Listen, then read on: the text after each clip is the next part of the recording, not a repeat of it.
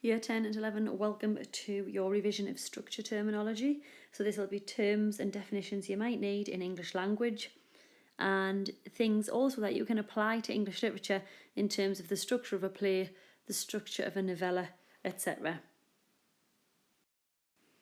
If we start with the basic principles of structure, then that will take us back to GUSTAV FREYTAG.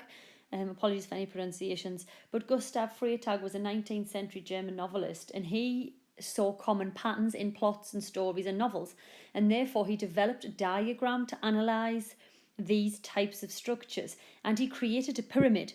I'm going to bring up the pyramid now, so if you need to pause the video, do so. And on the pyramid is going to be your key terms that we're going to start with.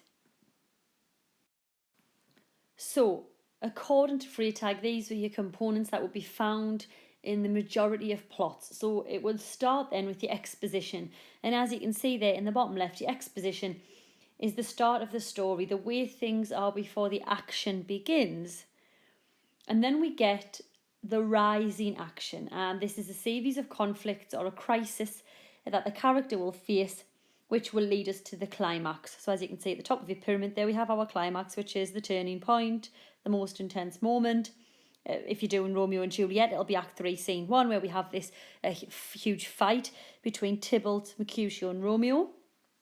Then we have the falling action and all of the action that would follow our climax. So what happens as a result of the climax? And then finally we would get the resolution, and that is the conclusion, and it ties all of our threads together so that we have the ending of the story.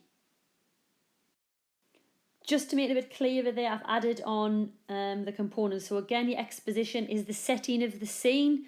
The writer introduces the characters and the setting, and we usually get a description and a background to help us understand exactly, or to sympathise or to relate to the main characters. We then get, so for instance, if you've done Of Mice and Men before, we get the setting of the brush, don't we? And then we get the introduction of George and Lenny, and obviously those two things are going to be vital to the plot and the progression of the plot. And we get the inciting incident. So I've just added in a little bit more detail now. So something happens to begin our action. So a single event usually signals the beginning of a main conflict. So the inciting incident is sometimes called the complication. And then that would lead us to, as I said earlier, the rising action. So this is where the story builds and it gets more exciting. I suppose if you're thinking of the rising action in something like Romeo and Juliet, you've got the idea that the lovers meet and that they get married, when obviously as an audience member we know that the exposition, which was the setting of the scene, is about this conflict between the two families. And as mentioned earlier, we would then hit our climax, which is the moment of greatest tension in the story. This is often the most exciting moment, and it is the event that the rising action is built to, and then the fallen action will follow that.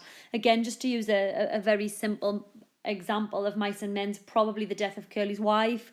So, when Lenny kills her, everything has been leading to that moment. And then obviously we get our falling action after that, and events happen as a result of the climax, and we know that the story is soon going to end.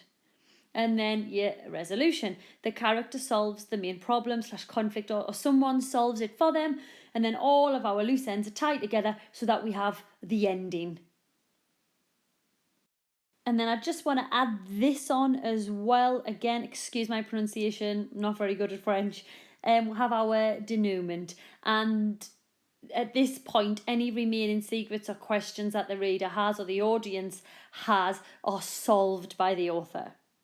So sometimes the author will leave us thinking about things, about themes, about the future, but it's all solved now in the denouement. And you can think of this as the opposite of the exposition. So instead of getting ready to tell us the story by introducing the setting and the character, the author is getting ready to end it with a final explanation of what's happened, how the characters think or feel.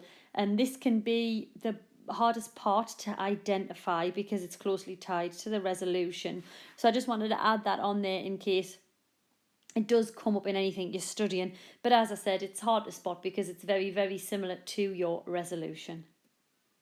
I'm just going to again go through some additional terms now. If you are a grade 7, 8 or 9, you might want to hang around for some of the other terms that are going to be added. I am going to start more basically as always and then move to the more difficult terms.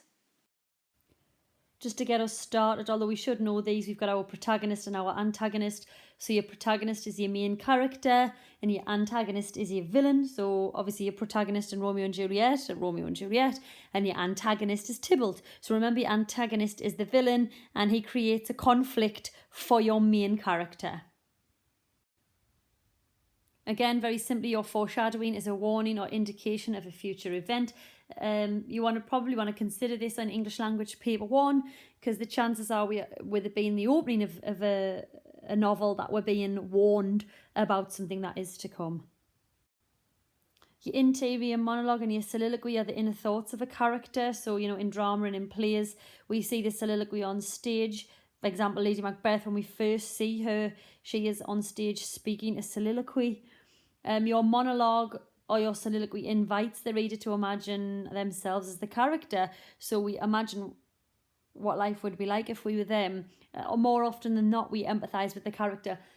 I realise I've put Lady Macbeth on this slide and we don't particularly empathise with her when we first see her. But I suppose we do later on in the play. But usually it is an insight into the character and we get to know them more. So when Juliet speaks a couple of her soliloquies in Romeo and Juliet, we do tend to sympathise with her and the struggle that her character is going through. Dialogue, obviously a conversation between two or more characters, but remember, when we're talking about this as a structural device, what is it serving to do? Usually it serves to advance the plot, but sometimes it can reveal something pivotal to our storyline. So again, when we're doing English language paper 1, what if there's dialogue, what is it serving to do? Is it foreshadowing something? Is it serving to progress the plot? Is it showing us something about the character that we need to know for later on in the novel or the novella? Epiphany is a sudden realisation, a newfound awareness of a situation where a character has a sudden insight that changes his or her understanding. So again, that happens in Macbeth. It also happens in Othello. If you're doing Othello, a prime example is when Emilia reveals to Othello and calls him the Moor and explains about the handkerchief. And it serves as a moment of dramatic irony because as an audience we have known all along what has happened to Desdemona's handkerchief, and then Othello realizes all too late that he has murdered his wife. So again, your epiphany does happen in a lot of works. If you're doing a tragedy, consider where it appears in Romeo and Juliet, where it appears in Macbeth, and as I say, I've just explained Othello there. Excuse my pronunciation here. But this is going to be similar to Epiphany. You've got ANAGNORISIS. Again, excuse if I've pronounced it wrong, but it's like an epiphany, and it is a moment in a play when a character makes a sudden critical realization of his or her own situation. So I'm going to explain the difference between the epiphany and the ANAGNORISIS now. So hang fire. So it's Greek in origin, the ANAGNORISIS, and it occurs in the plot of a tragedy when a character, usually the protagonist, discovers a hidden truth about his identity, his family, or his role, or his position. And often the ANAGNORISIS in tragedies leads to the catastrophe of the play, usually because the character uncovers some sort of life-changing, horrible truth about his or her reality. So if we're talking Othello, then he kills Desdemona and he discovers afterward that he's been deceived by his best friend Iago. If you're talking Macbeth or you're studying Macbeth, then there's almost 2 examples of it in there, because Macbeth is informed about Birnam Wood moving, and also Macduff reveals that he was untimely ripped from his mother's womb. And obviously those 2 moments serve as catastrophes in terms of Macbeth and his future, and he realises his future as the king is essentially doomed. Your peripeteia then is a term used to describe the turning point in the narrative, so the reversal of fortune or the change in circumstances. Again, if you want an obvious example, then Macbeth. And obviously the turning point in that play is Macbeth's murder of Duncan. So when he kills the king, there's a sudden reversal of fortune and a change in his circumstances. And actually in this instance, there's a change in the character of Macbeth as well. Your analepsis is again very much straightforward. It's a flashback in the narrative. So obvious example for those of us studying A Christmas Carol is Stave 2, The Ghost of Christmas Past shows Scrooge the past, and he takes him back to scenes from his past when he's a little boy, etc., etc. And then your prolepsis is the flash forward. So again, if we stick with the Christmas Carol, you've got Stave 4. The Ghost of Christmas Yet to Come shows Scrooge scenes following his own death. So the future, if you like. So analepsis and prolepsis there are your flashback and your flash forward.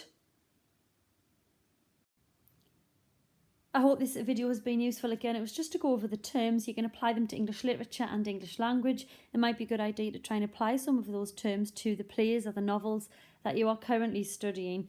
Please follow me if you want to subscribe. It's Stacey Reay on YouTube. And if you want anything on Twitter, my educational account is @_Stacey_English, where I tweet out key quotes, videos, anything that will help you with your study of English. And massive good luck in your English exams.